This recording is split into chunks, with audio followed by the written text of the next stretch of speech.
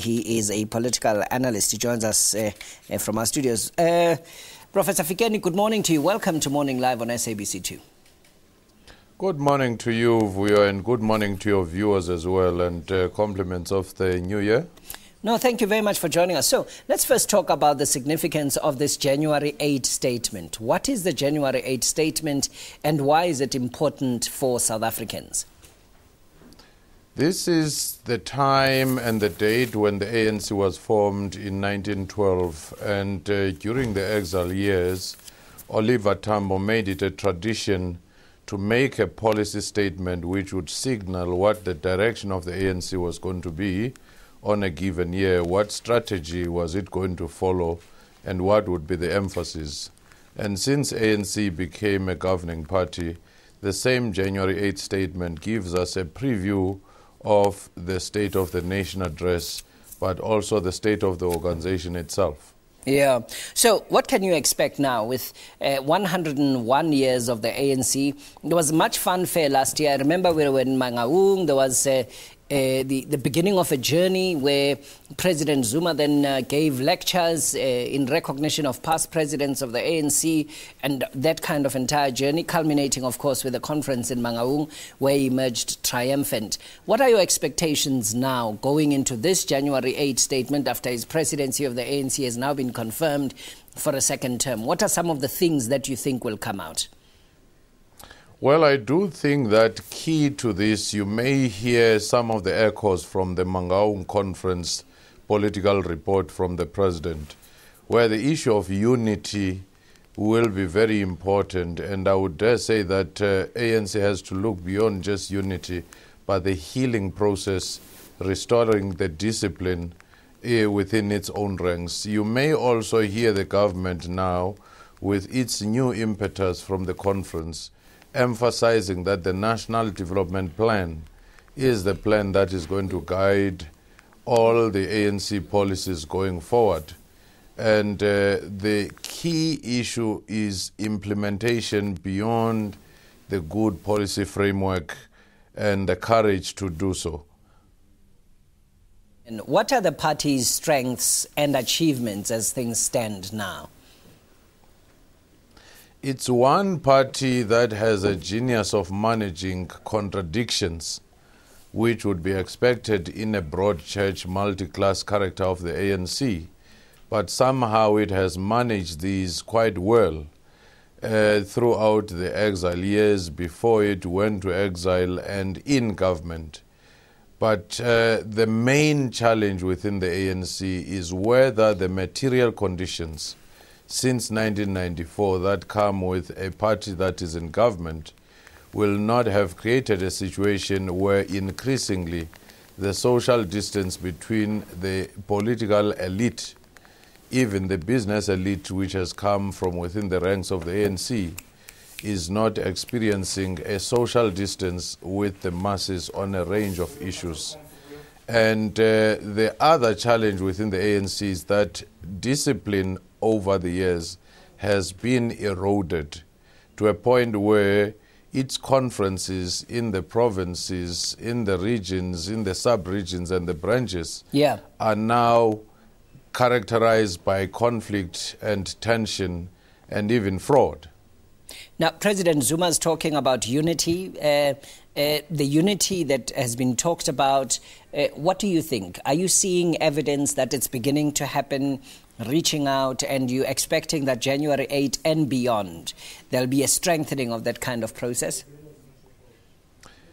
Well, I do think that the proof will be whether the leadership itself takes this beyond just the policy pronouncement, but into being a policy program that is emphasized consciously and consistently, and how they deal with the losers who had challenged the current leadership will be one test of how they deal with the issue of unity and healing. And also, the next part of this process should be focusing on provinces, on the regions, on the sub-regions, because the divisions that you had seen nationally started permeating into those regions as well as into the alliance partners as well. Yeah. Now, concerns have been raised about the party's image. Should the ANC be worried at this time? It should worry a lot because ANC might have managed and even mastered its internal processes in Mangaung. But now the greatest test will be whether the hammering on the ANC image will not impact on the voter perception of the ANC come 2014 as well as 2016 during the local government elections, because those constituencies may not exactly be the same. Okay, let's talk a little bit about delivery, presentation, structure and content. If you look back at former President Thabo Mbeki's January 8 statements and you look at current President Jacob Zuma's January 8 statements, do you see similarities? Do you see differences? I mean, I know that there was a lot of emphasis on President Thabo Mbeki being a very big believer in poetry, very strong supporter, and he was quite poetic in his addresses and that kind of thing. President Zuma does bring a different kind of flair.